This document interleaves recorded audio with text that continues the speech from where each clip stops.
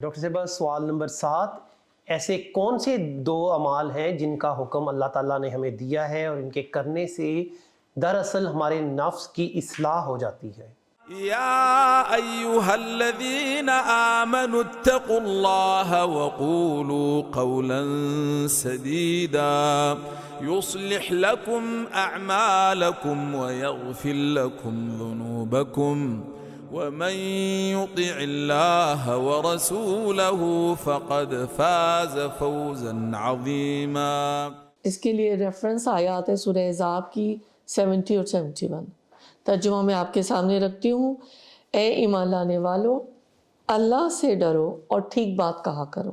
اللہ تعالیٰ تمہارے اعمال کو درست کر دے گا اور تمہارے قصوروں سے درگزر فرمائے گا۔ جو شخص اللہ اور اس کے رسول کی اطاعت کرے اس نے بڑی کامیابی حاصل کر لی۔ یہاں پہ 2 باتیں جو ہے نا، وہ ایک تو ایمان والوں کو مخاطب کر کے کہا جا رہا ہے کہ تم اللہ سے ڈرو، یعنی تقوی اختیار کرو، اور دوسرا یہ کہ قولو قولا سدیدا، جو کہ نکاح کے خطبے کے اندر بھی یہ والی آیات آتی ہیں کہ درست بات، سچی بات کہا کرو۔ قولا سدیدا سے مراد ہے درست بات، سچی بات، جھوٹ سے اجتناب کرو۔ تو تفسیر تیسر القرآن سے ہم دیکھ لیتے ہیں۔ مضمون ہے راست بازی کا حکم اور اس کے فوائد۔ ان 2 آیات میں اللہ تعالیٰ نے دین اور دنیا میں کامیاب زندگی کا ایک ضروری اصول بیان فرما دیا جو کسی انسان کی پوری زندگی پر محیط ہے۔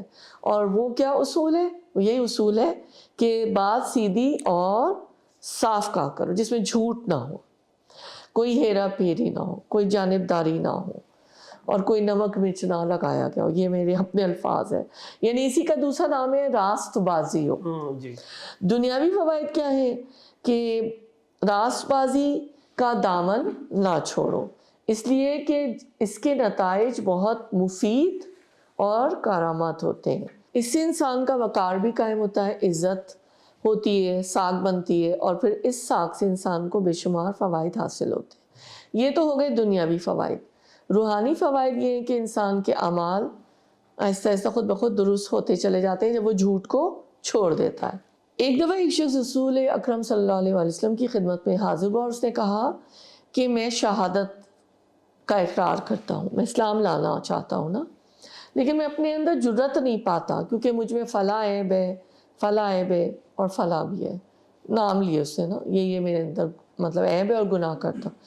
آپ صلی اللہ علیہ وسلم نے اسے فرمایا کہ کیا تم اس سے جھوٹ چھوڑنے کا اقرار کرتے ہو؟ وہ کہنے لگا ہاں۔ آپ صلی اللہ علیہ وسلم نے فرمایا تمہارا اسلام منظور ہے۔ چنانچہ جب بھی وہ کوئی قصور کرنے لگتا، تو کوئی گناہ کرنے لگتا، تو اس کو یہ خیال آ جاتا کہ یعنی کہ جب اللہ کے رسول مجھ سے پوچھیں گے یا قیامت کے دن اللہ تعالیٰ مجھ سے پوچھیں گے تو میں تو پھر جھوٹ نہیں بول سکوں گا نا۔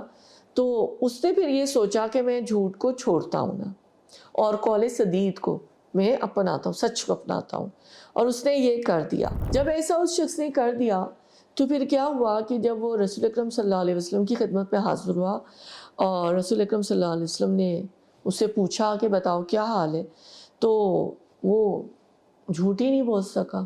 مطلب وہ اس یعنی کہ نا وہ جھوٹ، وہ ایک دفعہ جب حاضر ہوا تو اس نے جھوٹ نہیں بولا نا، تو اس کو شرمندگی بھی ہوئی۔ آہستہ آہستہ دوبارہ جب وہ رسول اکرم صلی اللہ علیہ وسلم کی مجلس میں حاضر ہوا تو یہ ہوا کہ اس کے اعمال جیسے اللہ نے اس آیت میں کہا ہے خود بخود درست ہوتے چلے گئے، اور پھر جو ہے نا وہ اللہ یعنی سے ڈرنے بھی لگا، تقویٰ بھی اختیار کی، اور اللہ تعالیٰ اور ان کے رسول کا مطیع فرمان بھی ہو گیا۔ یعنی اس کی جو ہے نا اس کو ایسے ہی شخص کو پھر بشارت بھی اللہ تعالیٰ نے دی ہے کہ اس کے اعمال بھی درست ہو جائیں گے اور وہ فلاح کا بھی، کامیابی کا بھی حقدار ٹھہرے گا۔ تدبر قرآن میں سے میں بہت ہی مختصر تھوڑے سے چند جملے لے لیتی ہوں کہ فرمایا گیا کہ اللہ سے ڈرو، یعنی اللہ اور اس کے رسول کو ایذا نہ پہنچاؤ، تکلیف نہ پہنچاؤ۔ اللہ تعالیٰ مجرموں کو پکڑتا ہے، بعض دفعہ دیر سے پکڑتا ہے، لیکن جب پکڑتا ہے تو اس کی پکڑ سے کوئی نہیں بھاگ سکتا۔ جیسے وہ بعض دفعہ آتا ہے نا، اللہ ڈھیل دے رہا ہوتا ہے۔ تو قولو قولا سدیدہ کی جہاں تک بات آئی ہے تو یہاں پہ یہی بات ہے کہ جو سچی بات ہے وہ سمعنا و اطعنا کے اس میں بھی آتا ہے، ہم نے سنا اور اطاعت کی۔ تو یہ یہاں پہ مولانا امین احسن اصلاحی صاحب کہتے ہیں کہ تم اپنے قول و عمل کا جو تضاد ہے اس کو دور کر لو گے تو اللہ تعالیٰ تمہارے اعمال کو بھی برومند کر دے گا، تمہارے اعمال کو بھی قبول کرے گا، تمہاری ہر کل سیدھی ہو جائے گی، تمہارا ہر قدم صحیح سمت میں اٹھے گا۔